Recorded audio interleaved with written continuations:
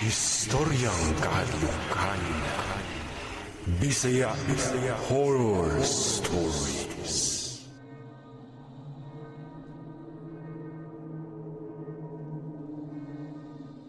Kini na istorya, basir pud kini sa sugid sa akong tiya, sa dihang bata pa daw sila.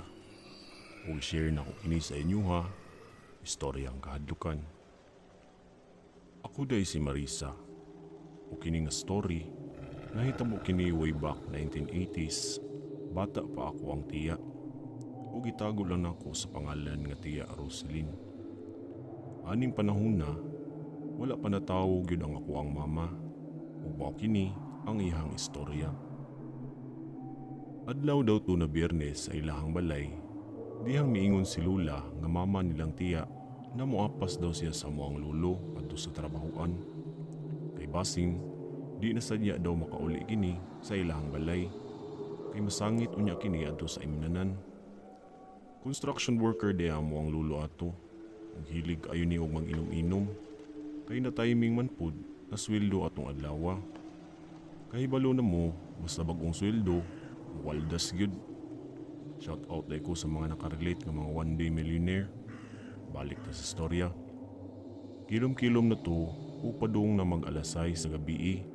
Dihang miingon si Lula na mutagbo siya kang lulo. Ug silang tiya ato, ipabilin ra sa balay, kay lisod kayo igawas kay gabi na. Dili na lang paubanon sila, kay basin hubog niya si Lulo. Niya maglisod na sad sila og pauli na hinuon. Hadlok tuod pa kang tiya, kay sila ray mahabilin, pero wa siya mahimo. Kay lagi, ug di po dapason si Lulo, di na po to makadala og kwarta pang konsumo. Lisod ra ba kayo gyud ug di man-budget ang para sa sunod na semana ug sa umaabot pa.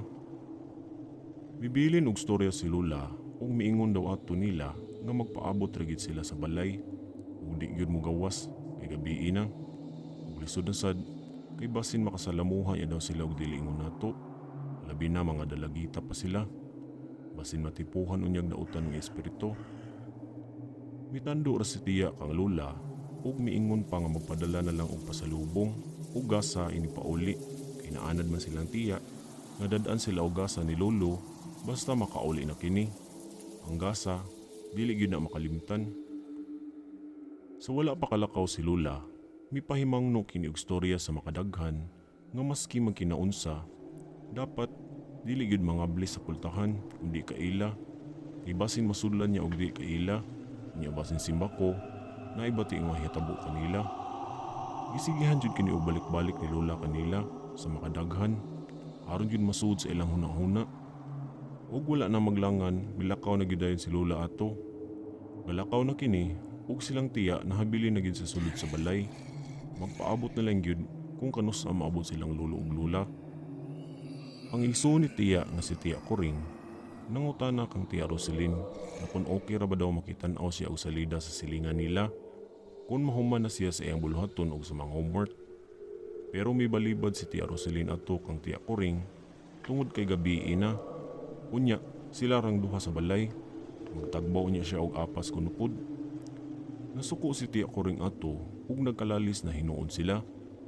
Bisan sa makadiyot ng gyud daw kuno hangyo ni Tiya Kuring ang Tiya Roselyn. Apan hugot gyud ang pagdili ni Tiya Roselyn kay gabi na lagi. Ug gipahimangnuan siya sa gibili ni Lola kanila kaganiha. Dili dapat maginahi sa ulo, ulong pang Tiya Roselyn kang Tiya Kuring. Sa ilang panag-istorya na ato, nakadungog sila og tingog sa gawas ug tingog kadto sa kababayi ang ilahang nadungog. Nagkaduol ang tingog sa ilahang balay ug nagsinggit kini sa iyang gitinda. Gipaminaw lang gid nila kini. Gasinggit kini og isda nga iyang gibaligya. Pero kahibulungan kuno kaayo ato nga kilom-kilom naman pero nganong naninda pa kini sa suroy na isda. Pagkataod-taod, nanawag kini sa may bintana ug mituktok kini sa pultahan. Dayon hagad na sad sa iyang isda nga suroy. Nihilom lang gyud silang tiya ato ug wala motubag sa maong tindira. Mikalit pa bitaw kini og ingon na, "Mga inday, kibalo man kung naa mo diha. Paliti ko ninyo aning isda be." Misiga ang mata nilang tiya daw ato ug nagsugod nga kini og utal sa tingog Dihang bitubag si Tia Roselyn sa maong tindera. Gibalibaran kini ni Tia kay wala lagi si Lola kuno ato. Mitingog pag-usab ang maong babayi nga makiinom na lang daw kuno siya og tubig kay uhaw na daw kuno kaayo siya. Apan nagdumili si Tia Roselyn ato sa pag-abli sa pultahan. Giablihan ni Tia Kuring ang bintana ato. Ug kalit lang naay midungaw nga mata sa may bintana nga perti kining sigaha. Halos mulugwa ilang kalag ato pagkakita sa maong mata na nakita sa may bintana ug napaatras si Tia Kuring sa ihang pagkakita. Dali-dali kini ang gisirado nila ug midagan pa ingon susulod sa ilang katulganan ug galukob kini sila sa ilang habol. Way kabutangan ang ilahang nabati ato ug nakadungog na lang sila nga naay nagsigi og lagubo sa ilahang atop. Ug naapoy kusog kaayo nga pagaspas nga murag naay dako nga langgam sa palibot sa ilahang atop. Wa nakasabot silang tiya ato. Murag halos malumping na ang atok sa sige kini og dasmag. Wa na kaagwanta si Tia Roselyn ato ug gikuha niya ang katong sapang nga pangontra daw kuno sa aswang. Kay duda nila, aswang gid daw kuno kadtong nagpakaron ingnon lang nga tindira. Giigo ni Tia ang ilang atop ato aron mo pahawa, pero mas nikusog kini og lagubo sa atop. Nabuslot na ang atop nila ato, dihang milagubok kini og maayo. Pinakaulahi kadto nga dasmag atong aswang, mihilom kini. Nakabati na lang sila nga murag na ay nagkamang sa may atop. Si Tia Kuring ato, gaandam na day sa ahos ug asin nga giandam ni Lolo sa ilahang uluhan dito sa may kama nila para isaboy daw kini sa aswang kung ugali makasulod. Gitan-aw nila ang atop ato ug naagid katoy siwang nga nakita tungod sa sigi ug dasmag sa maong aswang. Ug sa dihang paglili na nila sa siwang, nagtan-aw na day nila ang maong aswang ug nagpanilap kini nga gatan-aw pud nila pabalik. Gatulo-tulo pa daw ang laway adto sa ilang pagtan-aw. Gisabuyan kini nila og asin ug gisapang ni Tia Roselyn ang maong siwang. Ug sakto jud kaayo ang pagkaigo atong aswang sa atop.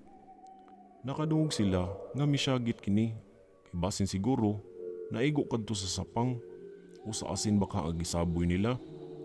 Galupad-lupad na pud pagbalik ang maong aswang sa palibot ug nagsyagit kini nga mura og nagpingit sa kasakit. Nagdasmag-dasmag na sad kini sa atop ug wala na kahibalo silang tiya ato kung unsa nay sunod nila nga buhaton. Pagkataod-taod, maayo na lang gani, miabot silang lula ato, nagahangos, kay saliw pa daw kuno, nakabati na daw si lula ato nga murag naay gasigi og lagubo sa ilahang atop. Madunggan ra gyud daw nila, kay lagyo kaayo ang mga balay nila ato sa ilang mga silingan. Grabe ang gapos nilang tiya ato kang lula, ug si lolo, migawas ug mikuha sa iyang sundang ug sapang niini. Giabog ni lolo ang aswang, apan isog daw kini kaayo, maong gisapang kini niya og pag-usab sa ibabaw sa atop. Ug mao na to ang katapusan niyang pagkadungog sa syagit sa aswang ug milupad na kini palayo nga nagpingit daw kuno to pag-ayo sa kasakit. Wa na sila kahibalo kung asa man gali tumipaingon. Wala gid sila tarong tulog atong gabi una, kinahadlok sila nga babalikan o panimaslan man gani sa aswang. Pagkaugma niya na, mistorya si tiya kang lula sa nahitabo ug misaad si lula na di na mulakaw og gabi nga mahabilin sila.